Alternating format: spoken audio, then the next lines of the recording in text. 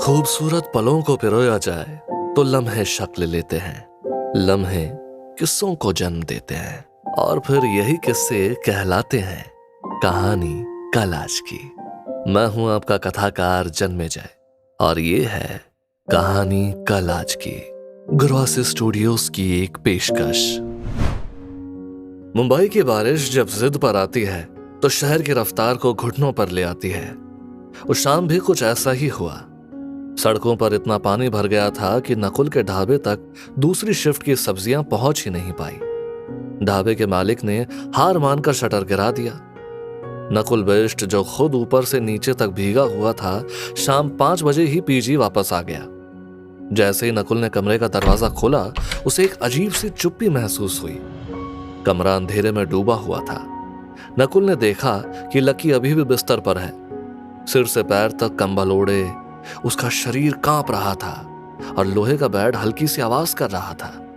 नकुल पास गया और उसने लकी के माथे पर हाथ रखा।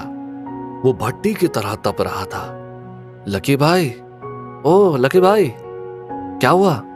अभी तक सो रहे हो? लकी ने धीरे से कंबल से अपना चेहरा बाहर निकाला। उसकी आंखें लाल थी और चेहरे पर बेतहाशा थकान। उसने भारी आवाज में पूछा, कितने बजे रहे? रात हो गई क्या? नहीं, शाम के 5 बज रहे हैं। तुम सुबह से ऐसे ही सो रहे हो? कुछ खाया नहीं तुमने? लकी सूखे होठों पर जबान फेरते हुए, नहीं यार, हिम्मत ही नहीं उठने की। मुझे लगा अभी दोपहर ही हुई है, रात हुई है। अरे दवाई लिए कोई? लकी ने एक कमजोर हंसी हंसी। अरे भाड़ी, अपन को दवाई सूट नहीं करती रे। सुन, एक काम करना यार, उस सामने चौराहे पर ठेका है, वहां से क्वार्टर ले आ।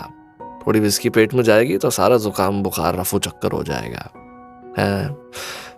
दुकानें अभी बंद नहीं हुई होगी, जाना यार। नकुल चुप रहा। उसने लकी के उस मुंबईया टशन को देखा जो बीमारी में भी सर उठा रहा था। उसने कोई जवाब नहीं दिया। वो उठकर बाथरूम गया, एक बाल्टी गर्म पानी से नहाया ताकि उसकी खुद की कंपकपी दूर हो, और बाहर आकर अपनी इलेक्ट्रिक कैटल उठा ली। नकुल ने विस्की की जगह अपनी माँ की दी हुई पोटली निकाली। उसने काली मिर्च, तुलसी, अदरक, सेंधा नमक और चोरक का एक कड़क काढ़ा तैयार किया। कमरे में मसालों की तीखी और सौंधी खुशबू फैल गई जो सीलन भरी हवा को काट रही थी। नकुल ने 2 स्टील के गिलासों में भाप उड़ता हुआ काढ़ा छाना और बेड के किनारे बैठ गया। उसने अपने झोले से एल्यूमिनियम के फॉइल में लिपटे 2 आलू के पराठे निकाले जो वो होटल से बचा कर लाया था।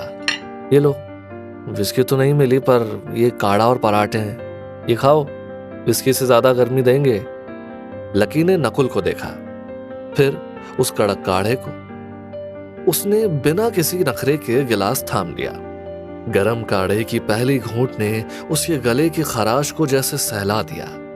लकी ने पराठे का एक निवाला तोड़ा। उसमें ढाबे के मक्खन और नकुल की मेहनत का स्वाद था। ए पहाड़ी, तू तो बड़ा जिद्दी है।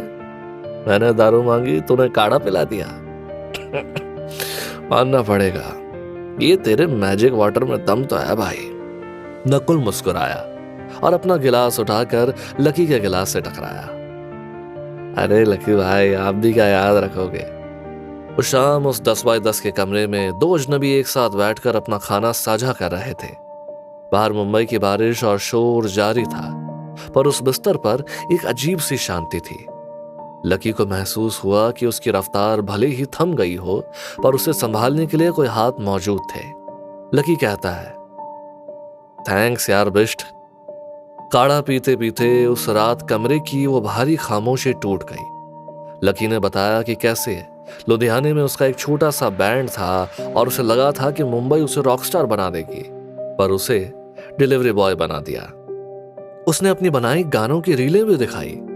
वहीं नकुल ने अपने धुंधली आंखों से पहाड़ की उन सीढ़ी नुमा खेतों का जिक्र किया जो कटाई के बाद अचानक हुई बरसात की वजह से लैंडस्लाइड में सारे नक्शे से ही गायब हो गई। दोनों ने महसूस किया कि उनके संघर्ष के रंग अलग हो सकते हैं, पर उनकी कहानियों की स्याही एक ही है, मजबूरी। रात गहरा गई। लकी का बुखार कम तो हुआ था, पर कमजोरी बहुत थी। पीछे में जगह की कमी थी और बाहर बारिश की वजह से फर्श गीला था। आखिरकार उन्होंने एक ही बेड पर सोने का फैसला किया। जगह कम थी, इसलिए इस तरह से सोए कि नकुल का सर लकी के पैरों की तरफ और लकी का सर नकुल के पैरों की तरफ था। नकुल पूरी रात सो नहीं पाया। कभी लकी की टांग उसकी कोहनी से टकराती तो कभी लकी नींद में बुदबुदाते हुए अपना पैर हिला देता। इसी खींचातानी में सुबह कब हुई नकुल को पता ही नहीं चला। थकान की वजह से भोर के वक्त उसकी आंख ऐसे लगी कि वो अपनी रोज की अलार्म घड़ी भूल गया। अचानक किसी ने नकुल के पैर खींचे। नकुल सकपका कर उठा। सामने देखा तैयार खड़ा लकी था। आंखों में वही पुरानी चमक वापस आ गई थी। ए पाड़ी, उठ उठ उठ, 8 बज गए। तेरा मालिक तेरा राय का रायता बना देगा, उठा नहीं तो टाइम पे। नकुल हड़बड़ा कर उठा। अरे बाप रे, 8 बज गए, आज तो पक्का डांट पड़ेगी। बस भी निकल गई होगी अब तक। लकी हंसा और अपनी बाइक की चाबी घुमाते हुए बोला, रिलैक्स कर, टेंशन क्यों ले रहा, लेना चाबी, मेरी स्प्लेंडर ले जा। अरे लकी भाई, मुझे साइकिल चलानी नहीं आती, बाइक कहां से चलाऊंगा। कोई ना, तेरा भाई छोड़ देगा तुझे। आज क्विक डेल की जगह नकुल सुपर फास्ट चलेगी। चल चल चल, जल्दी तैयार हो जा। मुंबई की सुबह की ताजी हवा में दोनों दोस्त एक ही बाइक पर सवार होकर निकले। रास्ते में माटुंगा के पास एक साउथ इंडियन स्टॉल पर भीड़ थी। लकी ने अचानक ब्रेक मारा। चल पहले कुछ पेट पूजा करते हैं, भूखे पेट जंग नहीं जीती जाती भाई। लकी ने 2 प्लेट मंगाई, सफेद गोल गोल इडली और बीच में छेद वाला कुरकुरा वड़ा, साथ में महकता हुआ सांभर। नकुल उसे ऐसे देख रहा था जैसे उसने कोई अजूबा देख लिया। लकी भाई, ये वड़ा ये सफेद वाला है क्या? लकी ने अपना सिर पीट लिया और ठाका मारकर हंसा। अबे पहाड़ी, अबे कैसा बावर्ची है रे। अबे मुंबई में रहकर इडली नहीं पहचानी तो तूने क्या खाक बनाया? अबे इसे इडली बोलते हैं, सफेद वाली जो है, और ये मेंदू वड़ा, खाके तो देख। नकुल ने झिझकते हुए एक टुकड़ा तोड़ा और सांभर में डुबोकर मुंह में रखा। इडली की नरमी और वड़े का कुरकुरापन, नकुल की आंखों में चमक आ गई। भाई ये तो बड़ा टेस्टी है। खा ले, ये मुंबई का पेट्रोल है। जैसे तेरा रायता पहाड़ की याद दिलाता है, वैसे ये मुंबई को रफ्तार देता है। 10 मिनट बाद लकी ने नकुल को ढाबे के ठीक सामने उतारा। लकी ने हवा में एक बेपरवाह हाथ लहराया, गियर बदला और धुएं की एक बारीक लकीर छोड़कर मुंबई के अंतहीन भीड़ में ओझल हो गया। नकुल ने ढाबे की दहलीज पर कदम रखा। आज तंदूर की दहकती आग उसे झुलसा नहीं रही थी, बल्कि एक जानी पहचानी गर्माहट दे रही थी। नकुल के पास अब रहने को सिर्फ 1/8 की छत ही नहीं, बल्कि एक ठिकाना था।